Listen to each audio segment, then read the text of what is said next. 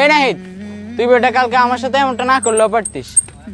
তুই আমাকে এতক্ষণ পর্যন্ত দাঁড় করায় রাখছস, আমি সন্ধ্যা পর্যন্ত তোর জন্য অপেক্ষা করছি। দোস্ত, আমার ভাই আমারে বুঝাই বলছে মুসলমানরা কেন পূজা যাওয়া নিষেধ।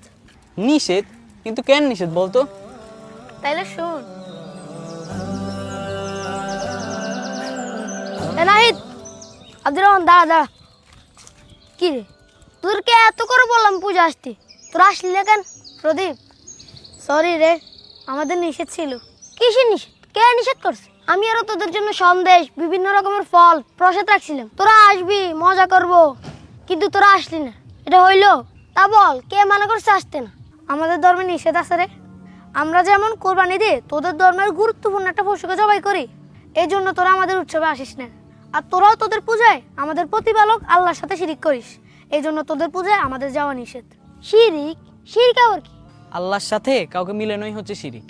যেমন আল্লাহ ছাড়া অন্য কারো নিকট দোয়া করা, অন্য কারো নামে কোরবানি করা, মানত করা, এগুলোই শিরিক। আমরা তো আল্লাহর কাছে প্রার্থনাও করি না, আল্লাহর নামে কোরবানিও দিই না। তার মানে কি তোরা আমাদের ধর্মকে হিংসা করিস? আরে না না, হিংসা করবো কেন?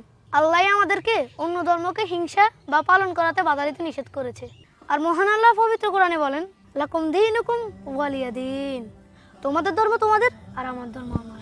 ও আচ্ছা, সুন্দর তো। লাকুম দিন, তারপর কি জানি? লাকুম দীনুকুম ওয়ালিয়া দিন। আধার হৃদয় জালো নূরের চেরা।